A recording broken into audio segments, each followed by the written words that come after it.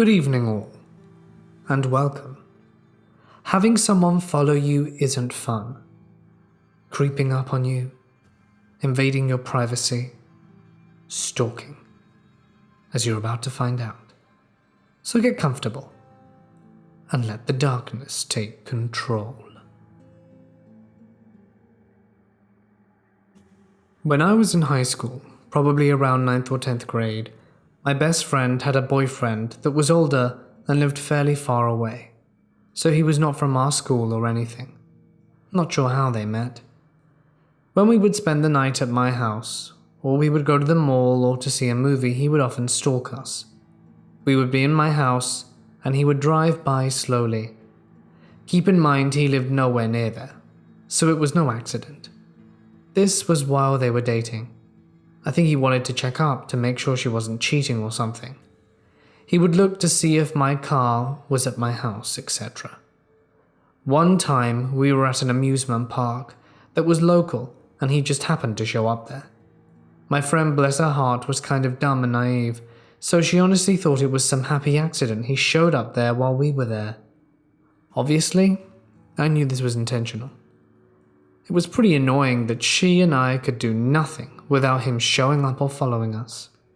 I used to talk to him, and he told me he wanted to poke holes in their contraception so that he could get her pregnant so she wouldn't leave him.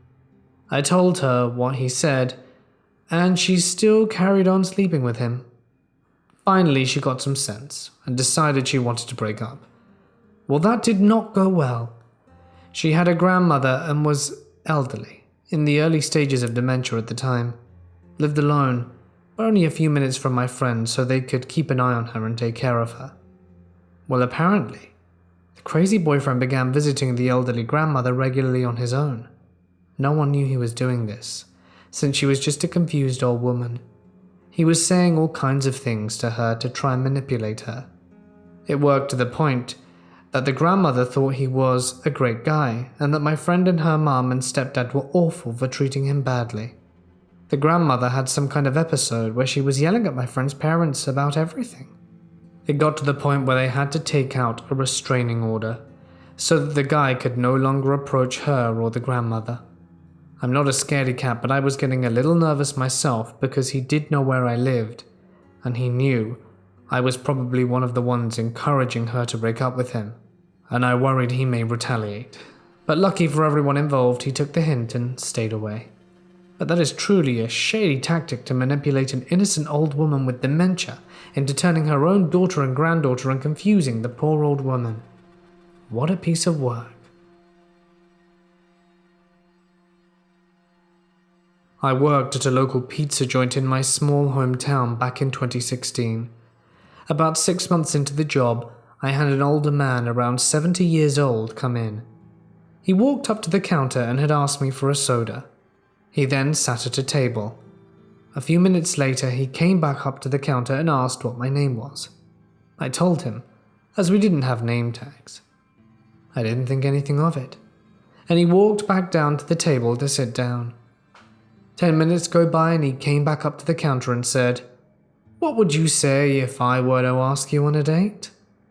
Immediately I got a bad feeling. I uncomfortably laughed it off and told him no. He then left. A few hours later I saw him walking back up to the pizza place. I told my co-worker that I was uncomfortable and that I didn't want to serve him. She agreed with me and I hid in the back while she spoke with him. After a few minutes, I came back and she told me what happened. She said he asked for me, and she told him that no one named Courtney works here. And then he said, yes, she does. She's 5'3", has purple hair, and she's off on Tuesdays and Wednesdays. I'd never seen this guy before, but somehow he knew my work schedule. I immediately called my dad. He's an officer, and I wanted to see what I could do. There wasn't anything I could do but avoid him whenever I was working. I had to let everyone know the situation and how uncomfortable I was. However, when he came in, they forced me to handle him. The next time he came in, he was telling me about his 18-year-old girlfriend in the Philippines. He then went to the restroom and was banging around in there for at least an hour. And then he just left. I would occasionally look out the window to see what was going on outside, and I would see him in his car with a newspaper in front of his face, watching me. Everyone would tell him to leave me alone, and that I was only 18. He didn't care. He would follow me around the grocery store, which was right next to the pizza place. I got used to all of this. Eventually, he put in a job application at the pizza place. I read the resume. In the experience section, there were a few normal things. However, the last few things sent shivers down my spine. He had listed janitorial experience and chainsaw experience. My coworkers and boss thought this was hilarious, so they put it on the wall, and whenever I couldn't perform up to their standards, they said they'd give him a call and give him the job. I soon left after that, so I'm not sure if he continued to try and chat with the other girls. A few months later, I started working at a rescue center. I was talking to a few co-workers and they brought this guy up. The exact same thing happened to one of them at the previous jobs. Some 70-year-old stalker. Creepy. I'm a female volunteer for the fire department, and this happened a few years back when I was 20. During our drills at my former department, our bay doors are open so people have been known to walk in and talk to us and ask questions or just look at the trucks. One evening, this 23-year-old dude strolls by, a fellow firefighter from another town, which isn't uncommon. Firemen stop by other departments all the time when in town. He made his rounds and was talking to my chief, my captain, and the young guys, and he made his way over to me and started chatting me up. He was a nice guy, good looking, and we exchanged Snapchats. It didn't take us long to figure out that he was a psycho. A week after talking with me, he messages me. "So how come you didn't swipe right?" Confused, I asked him what he meant, and then this unfolded. He told me all of this in an attempt to impress me with how devoted he was. He found me on a dating app, used my profile picture from the dating app to find my Facebook, since in one of my Facebook pictures I'm wearing a uniform that had my last name. Definitely my bad. He then used my profile picture to find out what fire department I was on by looking closely at the fire truck in the background. He told me he walked by my fire department almost every day to see when we drilled and to spot me, and that he's telling me this. I'm confused as heck, and he then goes, "I'm having a pretty rough day. Can I come over?" Cue to him telling me he's on his way. He used my Snapchat location to find my work and house. My location now is off on everything. When he arrived, he brought a love letter and gifts. He said he was sorry and confused and just really wanted things to work out. I told him that he needed to leave and never speak to me again, to which he obliged by leaving, saying if that would make me happy. He then made 3 to 4 new Snapchat and Facebook profiles in an attempt to add me back. At one point he got clever and made his Snapchat username Chris Smith 1990, which made me go, "Hey, it's my friend Chris Smith." Lo and behold, it isn't. Once I realized it wasn't my friend, but instead the psycho, he asked what I could do to make it up. I texted get lost and to set himself on fire, and then I got a video of him walking into the woods, and then he did that. He flicked a lighter over his hand, and I thought, haha, yeah. Then his entire hand and arm lit up, followed by screaming, and it cut out. I started to freak out thinking, oh crap, and immediately got a photo of the hairs on his knuckles and arms burnt off and his burnt shirt. He was okay and was coated in something flammable, but something that wouldn't actually damage him. Creep. I blocked him again. He stopped coming over after he presented himself at my house, and he saw that I had a firearm. I didn't know how to use it, and I wasn't planning on using it in fairness, but it sent the point across. Me and a long-term girlfriend parted ways, pretty much mutually, as the relationship had fizzled out and was even becoming toxic in its own way. So I was more than happy to be done with it. In fact, I had been wanting to break it off for months, but I thought it would devastate her and had too much sympathy for her situation. We both moved on, And a few months down the line, I started getting random numbers or private number calls in the middle of the night, where it was just silence or nonsense. Then I got a warning message from the ex saying that her current boyfriend was protective, jealous, and fiery, and was convinced she still had feelings for me and vice versa, and or I was continuously trying to mess with her. That's the thing. I literally hadn't spoken to her since the breakup. One day, I decided to call the person that kept blowing me up in the middle of the night, and that was a mistake, as it fueled the dude to go into a rage. It started with long, rambling texts, Facebook messages, and voicemails. I'm pretty sure the dude was harmless, but some of the material I have saved was to the level of felony harassment, i.e. death threats. Eventually it died off and I forgot about it. Then one day, X hits me up saying she just wanted to be civil and catch up.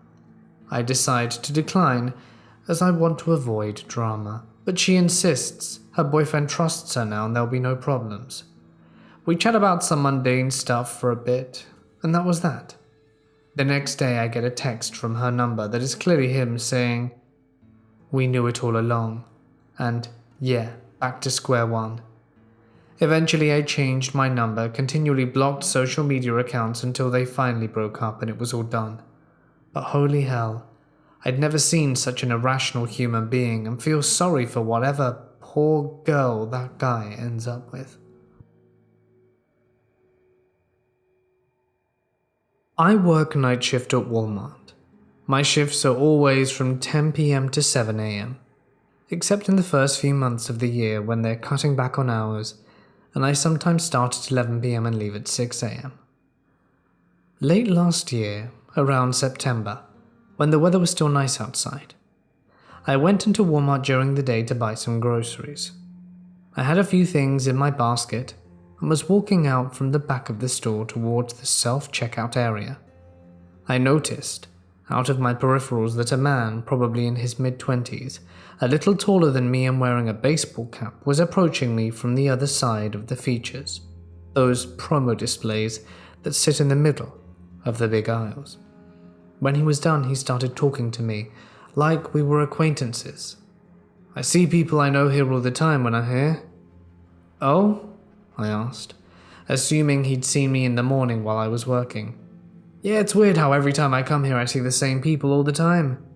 He kept rephrasing himself, and I didn't really know what to say. It was pretty awkward.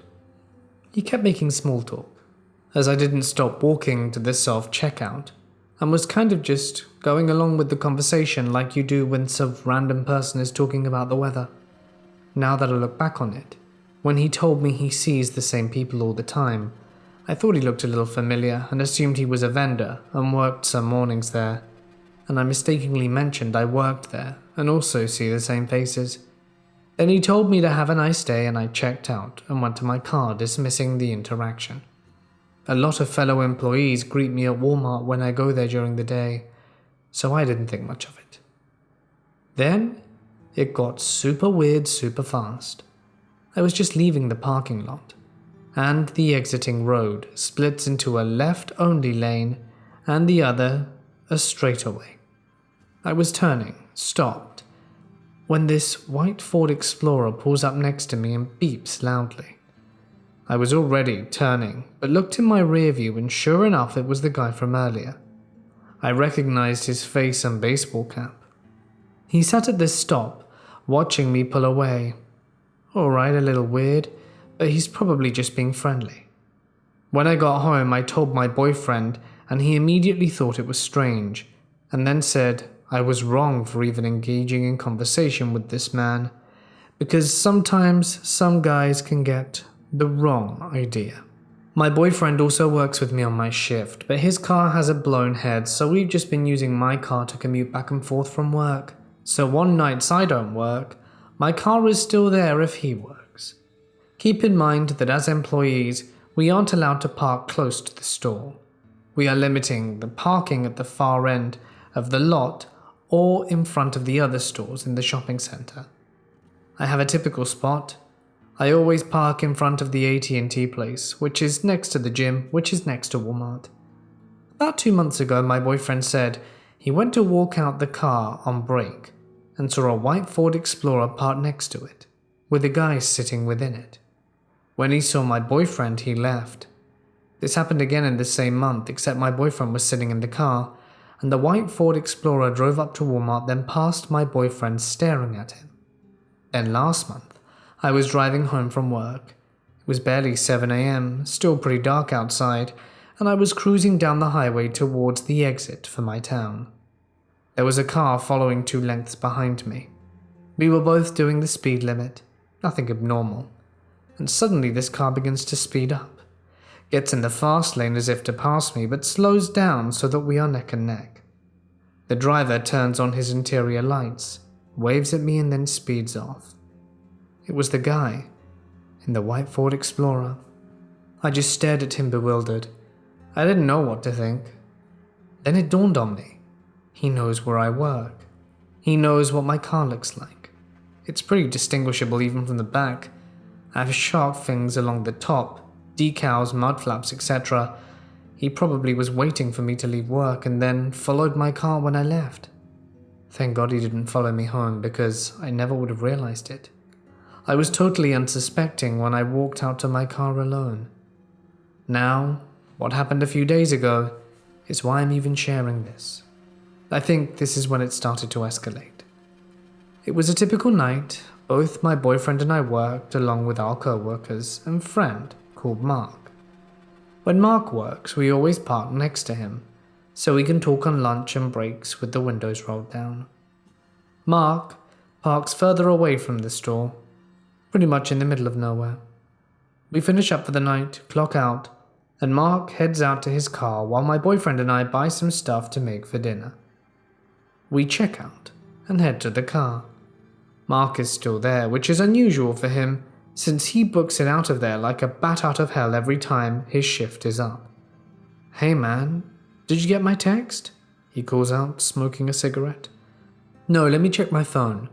My boyfriend pulls out his phone and I see a pretty long unread text from Mark.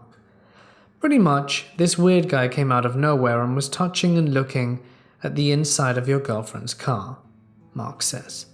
My immediate thought was, some randomer likes my car enough to come up and touch it. Weird, but okay. Like he just walked up and started touching the fins and looking inside. Then when he saw me sitting there, he asked me about the decorations. I told him I didn't know anything about them, and he told me to have a nice day. We immediately started checking for damages, slashed tires, etc., but there was nothing. We get in the car, and the 3 of us just sit there, contemplating the reasoning behind this. The Ford Explorer guy had almost slipped my mind. His encounters were a month or so apart, but then I started thinking about him again. There were 2 cars parked near us. A white 2010 Pontiac G6, and surely enough, a white Ford Explorer. Up until this point, I didn't know the make of the car he drove, but I knew it was definitely a white SUV. Mark said he came from the direction of those 2 cars, so unless he walked to Walmart at 7 a.m., one of those cars was his. The Explorer was facing the opposite direction, and I quickly wrote down the number plate. I started asking Mark what the guy looked like.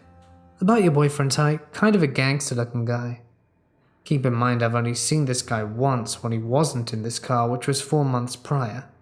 The height sounded right, but I didn't really know. We decided to sit there and wait until this guy came out and confront him. Just as we were about to give up and leave, the guy starts walking our way out of Walmart. He was wearing a black hoodie, dark jeans, and a camo bandana. When he saw us, he put on sunglasses. Both of us looked towards Mark. "Is that the guy?" No, that's not him." Mark shook his head. The guy walks into the Explorer, sits in the driver's seat and lights a cigarette with the door open. After he closed it, I looked back at Mark. "Are you sure that's not him?" "Yeah, it's him. That's the guy," Mark nodded. Explorer guy starts his car and looped around our car, staring at us, then looped again to the exit of the parking lot. Mark said he didn't want to tell us it was the guy because he didn't want my boyfriend to lose his job. I'm pretty sure Mark would have told us If it was the guy, then some stuff would have gone down. I'm pretty positive now that this guy has been stalking me. For how long, I don't know. I'm starting to think the guy drove to Walmart. I want to assume to buy something, since he walked out with nothing. Saw my car parked next to it, then realized while he was casing my car that Mark was sitting there. So he asks Mark about the shark fins to try and make him think he was just interested in how it looked, and not being completely shady. I'm creeped the hell out, but I have his plate number.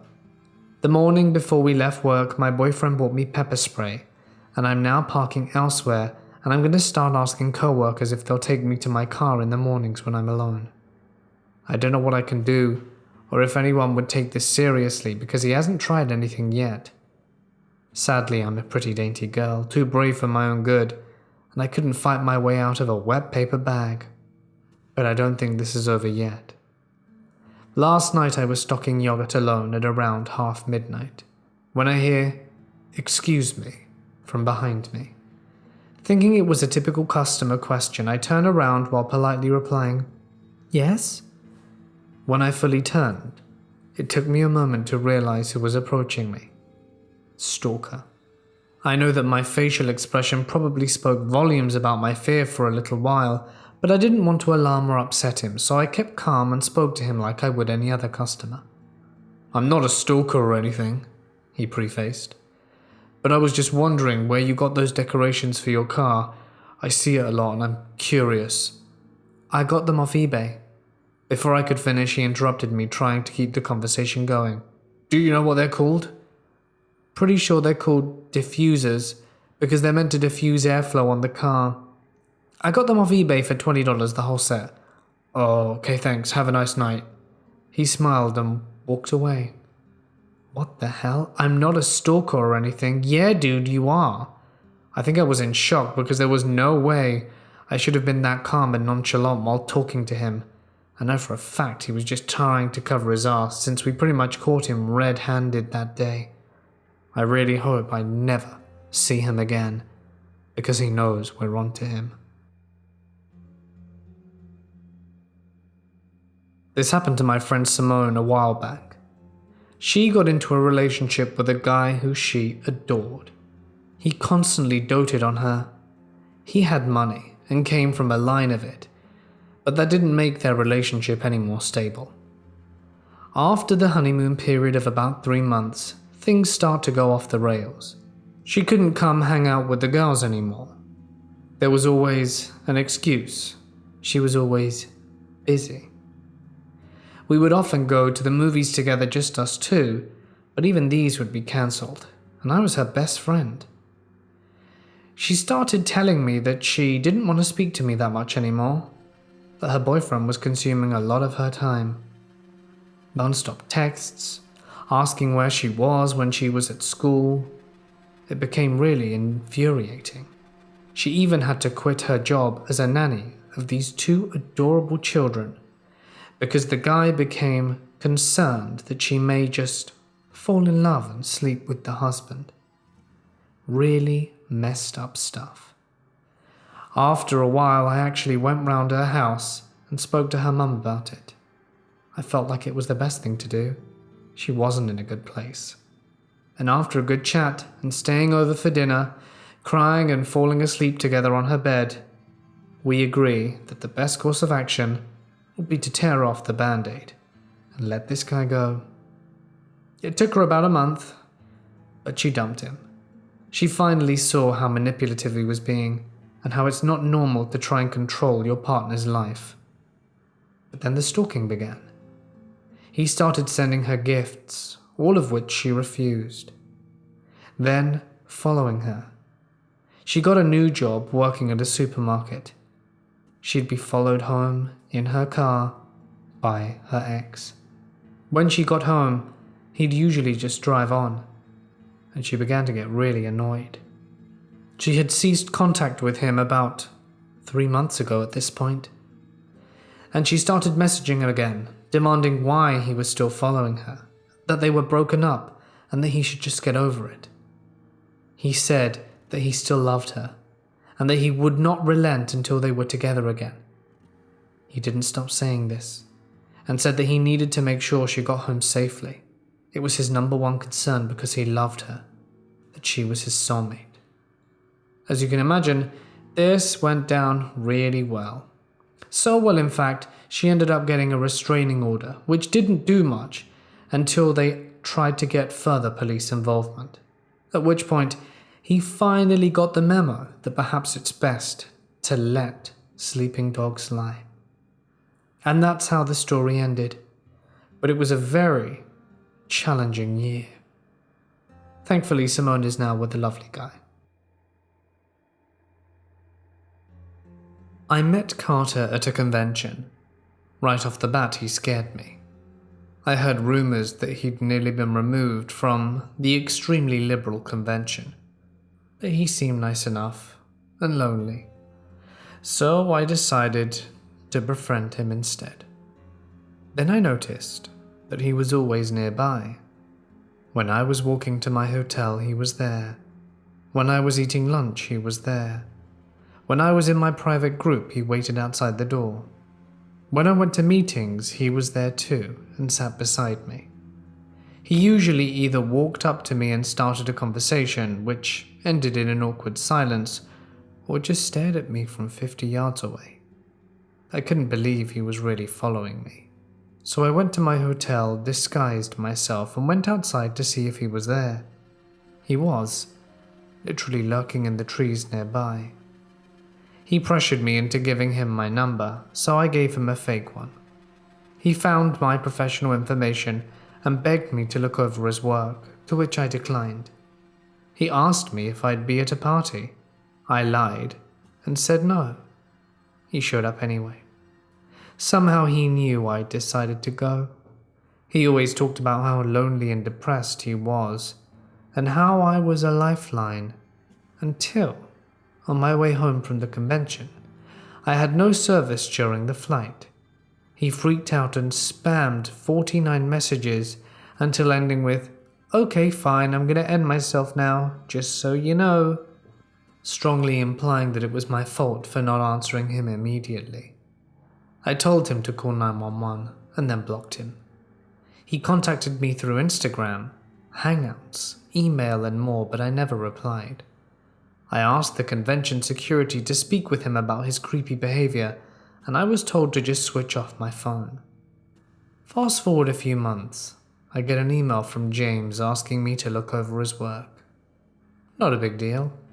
I run a program specifically for this sort of thing. I agreed, since his email was very polite and well worded, but he seemed pushy in a way I couldn't quite figure out. I ignored it, reviewed his work, and ceased communication.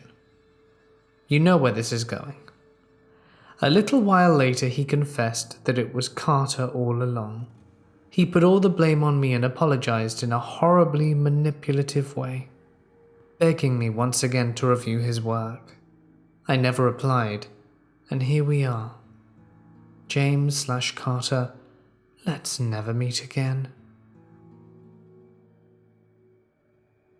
Just over a year ago, I split up with a very abusive ex-boyfriend, Kieran. He would be physically, verbally, and otherwise aggressive, and seemed constantly paranoid of being emasculated. This progressed to being paranoid about me even earning as much as him. I tried to be clear that I saw him as an equal, but it didn't matter. He fell further and further into the philosophy that women are the root of all evil. If ever there was a living, breathing caricature of genuine misogyny, he was it. I'm not a fighter, and he hated it. As he put it, the silence, the open void, hurts me more. He wanted me to fight back, but I never would. So, he would go to greater and greater lengths to assert dominance over me in one way or another. One incident was so extremely violent and calculated that I eventually reported it to the police, and with the help of an off-duty cop, due to the nature of the assault, it went straight to Crown Court, which is reserved for the worst offences in the UK. Nothing came of it. No eyewitnesses. It wouldn't have gone anywhere. I pressed it no further. I just wanted it marked up to help any future partners build a case that puts him away if it ever happens again. This was the incident that tipped me towards making the decision to leave Kieran. It took some months, but I eventually did it. He made so many attempts to contact me that even the officers on my case raised an eyebrow. It was getting beyond borderline harassment. Long story short, this guy was not happy that he had lost me. He didn't care about my well-being. He cared about having me. I don't think I understand why to this day. Kieran kept vying for attention. He likes women of my political persuasion, and as I was known as an outspoken activist at the time, he began name-dropping my messages to other women in the same political circles. I thought that maybe he didn't think we knew each other at first, but then he started messaging friends.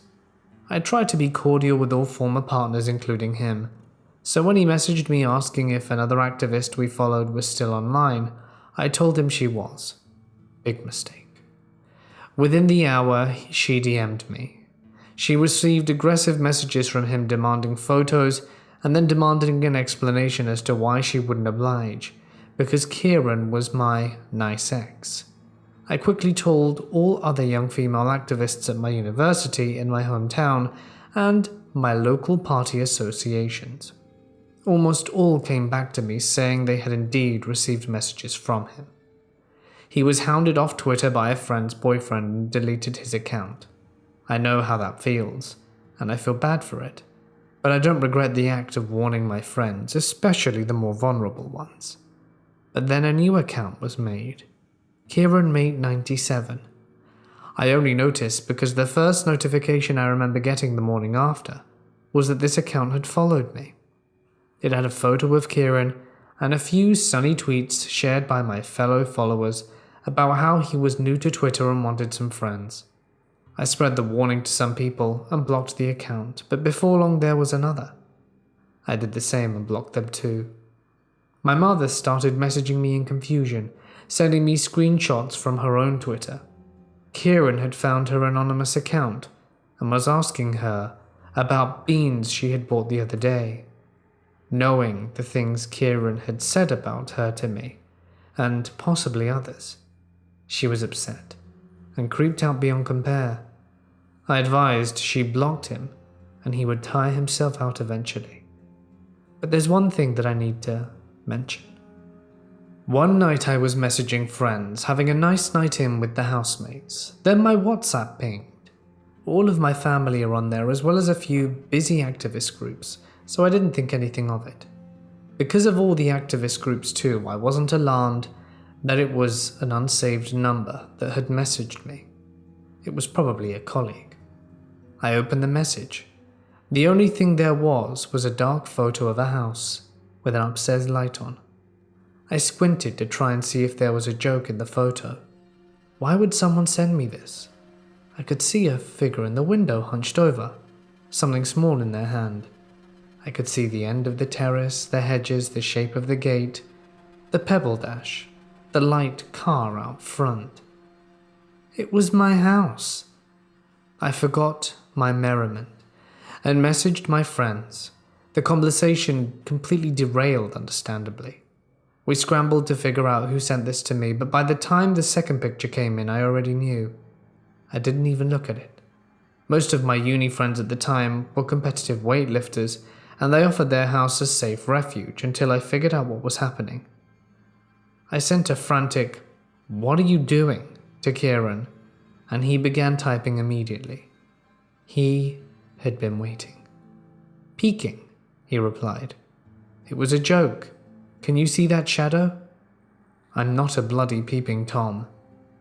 I thought it was a joke when you first scared me crapless, but now I can't make sense of it. Oh no, that was just me actually watching my neighbor's shadow eating a pot noodle for entertainment, as if I'd come for you.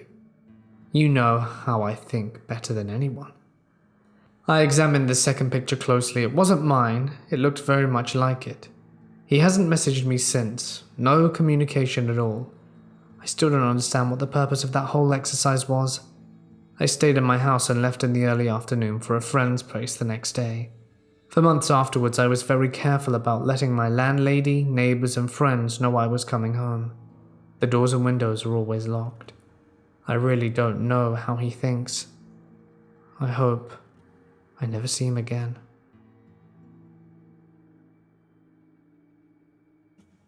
How this all began was me being nice to the people who come to my local community library. I was a casual worker, although people probably thought I was a part-timer, as not only was I spotted behind the desk checking in and out books, but also on my laptop abusing the Wi-Fi. This guy nicknamed Chesney was probably an influencer for the young adults, as he mainly skateboarded around and did whatever. He was never alone. I was a natural when it comes to customer service speaking and acting, so chances are I must have spoken to Chesney kindly enough he thought I was interested in him, or he became infatuated with me. I don't date anyone in or from my community. I explained to many people before that dating here would be full on Alabama. Chances are they could be my cousin through marriage or blood. It's disturbing as I'm Native American and can't even go west or south to date another guy, because chances are they might also be a long-distance cousin. While my time at the library was long, just to gain work experience, it did not last when Chesney asked me to hang out with him. I declined the first time, but it didn't stop. One day he asked for my phone number, and I refused. I don't give out personal information like that. I have a low friend count. I'm not close to anyone who isn't within my immediate family, and my family can see BS as soon as it comes into their line of sight. Chesney then asked my supervisor for my number to give to him. How I came to know this is by the end of the day when we were closing up the library. My supervisor tells me that she'll keep an eye on him and that I should get home safely. I continue every day as normal, very ignorant to the situation that was now starting to build. One day I was sitting in my cubbyhole, as the patrons like to call it, and I started to notice Chesney would find a spot to sit where I would be in his line of sight. I ignored this until one day he came up to my cubbyhole and hands me this Magic the Gathering card. He didn't say much, but I was disturbed. I'll be honest, something about him didn't seem right. The card had an octopus on it, and then, right then and there, I placed the card down and gather up my things and leave. I didn't return to the library for 3 months, maybe even longer than that. This had taken place 2 years ago. I told my eldest sister about the incident, and my family were worried. They wanted to know the guy's name. However, I did not want to know his name. I didn't see him being important to remember. I didn't see him again until a year later. I'm doing more casual work at the library and basically forgot his face until one day he comes in and was working at a computer. I never gave him a second thought. I was busy reorganizing and stacking the bookshelves. Then he printed off a paper and came up to me and asked, "How do you get a job here at the library?" My reply was blunt. "You'll have to speak with my supervisor."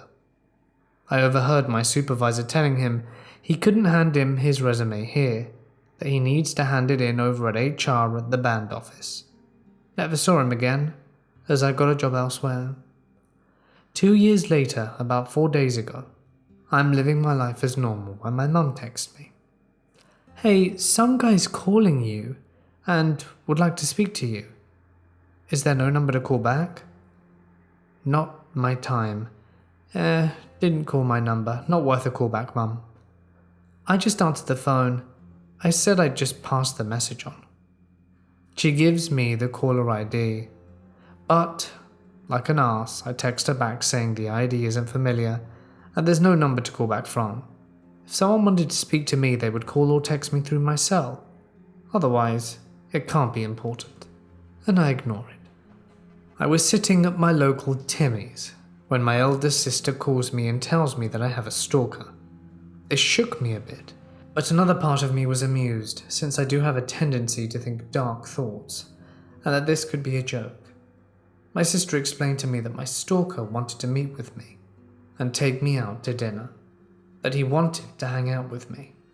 She wasn't saying this seriously, which is why I thought she was joking. I didn't know who this guy was, and I tried to place a name and face to whoever this person was. Things were starting to get a bit annoying when my mum and elder sister started to accuse me of giving out my brother's number to a stranger. Why the hell would I do that? I barely have a social life. Whose number would I be giving it out to? When I went home, I went over to my brother's house. My mum, who was staying there, said he just called. Now my family's on high alert. By reverse number searching, I got an address where the number was coming from. I wasn't taking this seriously. Whoever they are, they lived outside the res. Me and my elder sister went to the address and did a drive-by. My sister enlightened up the mood by making jokes, pointing out to random guys who were walking down the road saying, "Oh, that must be your stalker. No, that one." Just saying, these guys walking around the road looked like your typical druggie or tweakers. Once we returned home, my amusement ended, as the accusations started up again.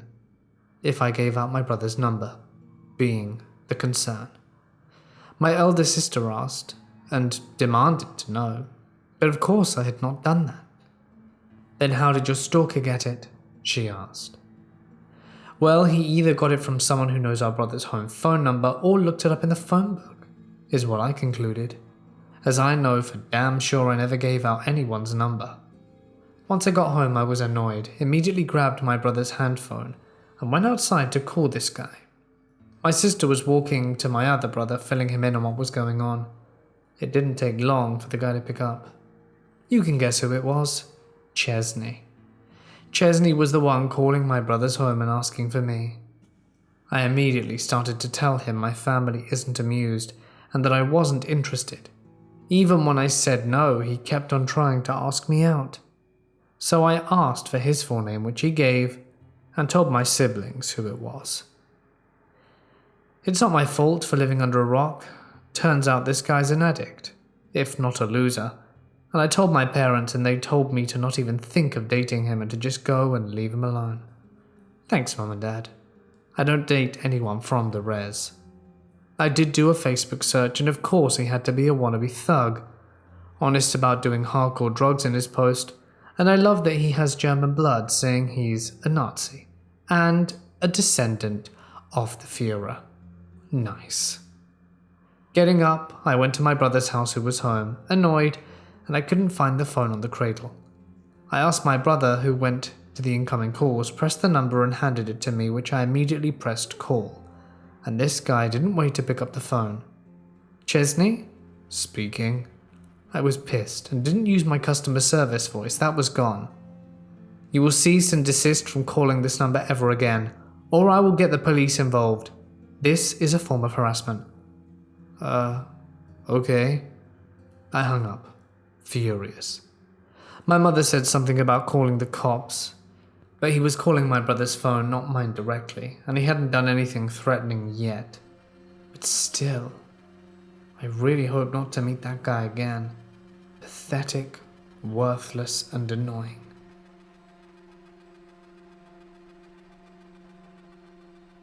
I was accused of being a stalker. Did I do what I was accused of? Yes. But let me take you to how this started. I was home making dinner. The only 3 other people that were in the house were my 5-year-old son, his friend, and our foreign exchange student, Tina, who was 15 and extremely shy and didn't like talking because she didn't think she spoke English very well. I'm making dinner, as I said, and have my hands buried in a meatloaf and the phone rings. I wipe my hands and answer the phone, and some lady's yelling at me. I can't understand her. She keeps yelling, and I got the words son, police, kick, ass. She hung up, and I was standing there with the phone in my mostly wiped hand, very confused. I resumed my meatloaf when the phone rang again. It was the same lady who was a little calmer and said, "Stop calling here. My son doesn't want anything to do with you. I already called the police." And I said, "You've been calling me. I didn't call you. I don't even know who you are." "The police will contact you and throw you in jail. I hope you rot in there." I didn't know what this lady was doing or where she was getting her information from. I was making dinner, my son was playing with a friend in the next room, and Tina was studying. Later the same day, the police department called, asking if they could come over and speak with me. We set up a time and I'm almost in tears. Keep in mind I'm in my mid-30s and didn't even pull pranks when I was young. I was one who always followed the rules and taught my kids the same thing. And now I'm being accused of being a stalker? This may not seem scary, but I was terrified, thinking this lady is going to have me thrown in jail without so much as an explanation from me. Not that I had one. I was confused. 2 officers pull up and I open the door. They asked me to lock up my dogs as I had 3 Great Danes at the time, so I lock them up out back and come back to the door and tell them to come in. The kids were at the neighbor's house because I didn't want them to see me being arrested if it came to that. We sit at the kitchen table and I get them each a bottle of water with them asking about who lives here and where they are, and I'm sitting there shaking visibly. I'm so nervous, my mouth is dry and I can't swallow and I can barely speak. Just then my husband comes home. He's the one who can talk anyone calm and practically could sell oil to Saudi Arabia. He's so smooth. He's talking to the officers, and even though he wasn't here, he knows I'm not stalking anyone and that these accusations are ridiculous. They say the person said I called them and hung up. I said I was making a meatloaf and answered the phone with meatloaf residue on my hands, and some lady began yelling at me. And I only understood some police kick and ass, and she hung up. And then she called back, and I understood her better, and she said that I was going to jail and her son didn't want anything to do with me. And finally the officer says, "Well, I don't think you had anything to do with this, but she has your number, so someone called. Do you think your kids have anything to do with this?" I told him my little one was playing with a friend in the dining room, which I could see at all times, and my foreign exchange student was studying at the time, and she's quiet and there's no way she would stalk someone. Plus, I was right next to the phone. There was another phone in my bedroom and no one ever went there, so it couldn't have happened. They gave me the phone number I was supposed to have called and didn't recognize it. So they asked if they could speak to Tina, who was 15. She was shy, and I didn't really want to scare her, and they said they would just calmly speak to her, so I said okay. She came out, sat at the table with us, and they were asking her name, how she liked it there, and if she made any friends, and if she called any friends today. She said that she didn't, but then she said that she tried to call Jamie, but went over there instead but came back home because everyone was upset about someone stalking their son. We came to find out she plugged an old phone into the jack in her room, and it worked, so she called from there, and she hung up after 2 rings because she decided to walk over there since they live 4 houses away. My neighbors were getting calls from one of their son's ex-girlfriends, and Tina just happened to call at the same time, and they hit *69 and called my house thinking that I was the stalker. Now *69 was very new and I didn't know about it at the time. We had a huge laugh when the police called and told them that I was not the stalker. It was their neighbor, who they knew, and we were cool.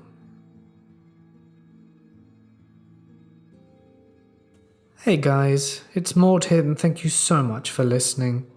I hope that you guys have enjoyed tonight's stories.